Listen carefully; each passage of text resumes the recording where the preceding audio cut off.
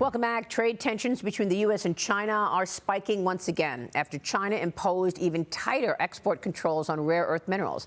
The Trump administration said that it will set price floors across a range of industries to combat market manipulation of China. After threatening 100% tariffs by November 1st, China is still playing hardball with Washington. Beijing betting that the U.S. economy cannot withstand the prolonged trade war and it will tank the markets. I spoke with Treasury Secretary Scott Bessent on this program on Monday, and here's what he said about it.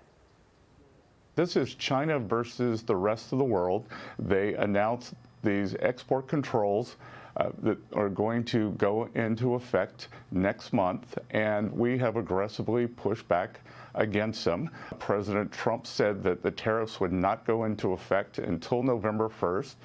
He will be meeting with Party Chair Xi in Korea. I believe that meeting will still be on. They have pointed a bazooka at the supply chains and the industrial base of the entire free world. And, we're not going to have it. China is a command and control economy. They are neither going to command nor control us.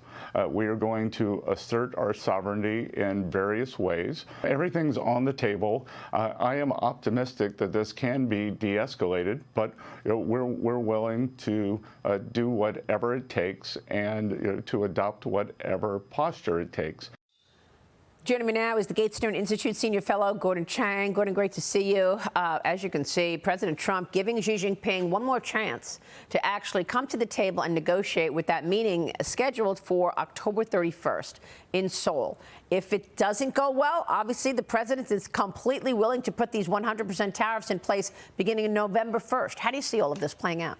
Yeah, well, people don't like 100% tariffs. They don't like price floors. They don't like the federal government taking equity stakes in Intel and other companies. But the point is, this is an emergency situation, Maria. And so we've got to take some extraordinary measures. China has this industrial policy, which it is using to target the United States. We need to defend ourselves. People say, oh, this is just a fight over primacy or dominance with China. No. This is actually a fight for survival. That's the way the Chinese regime frames this. So therefore, we must react to that and act accordingly. I totally agree. I mean, you've got capitalists out there saying, well, why did the U.S. take a 10% stake in Intel? Why did they take a stake in Mountain Pass, for the refining of rare earth minerals? Because we have to. Because at this point, if we don't act, the Chinese will continue to move forward and dominate these industries. We can't have 90% of our semiconductor chips used in the military made in Taiwan.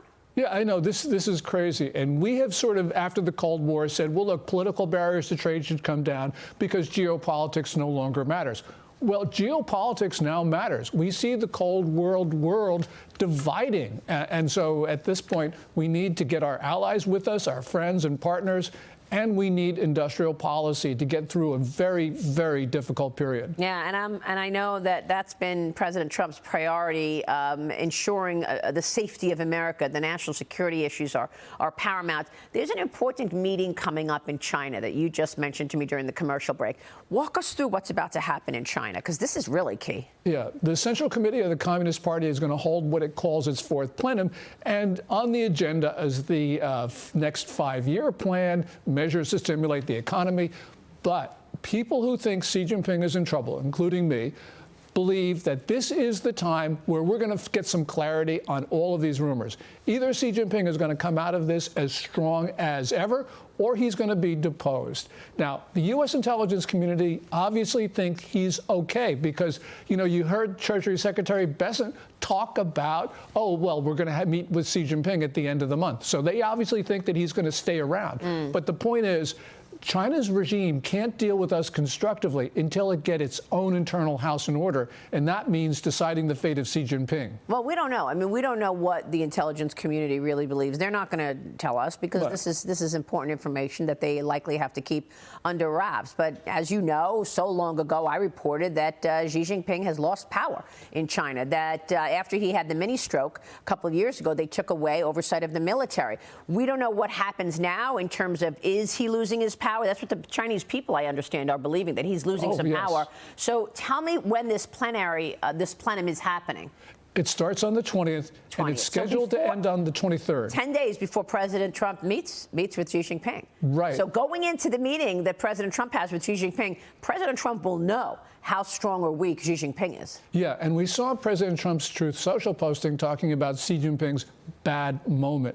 And probably what he was referring to were the problems inside the Communist Party, where especially in the military, Xi Jinping probably has lost a lot of influence. We see certain things that do not happen if Xi Jinping were in control. That's right. And he's also been losing some of his underlings, right? I mean, if you're the leader with all this strong power, the Politburo is not going to start firing some people who answer to you. Yeah, and that's the problem. In the military, for instance, he's lost his #1 loyalist and his #2 loyalist this year.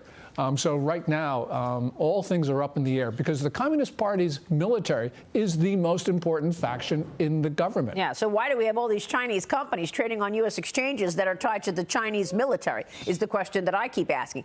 The president has serious economic levers to pull. He hasn't done it yet, because I know that he probably doesn't want China to react so significantly negatively, but he's got that power, President Trump does. Yes, and he'll use it when he believes that the time is right. I agree. Now, Chinese authorities in the eastern Shandong province reportedly seized up to 60,000 maps that they say mislabel Taiwan's governance, Gordon. Authorities also claim that the maps left out important islands in the South China Sea.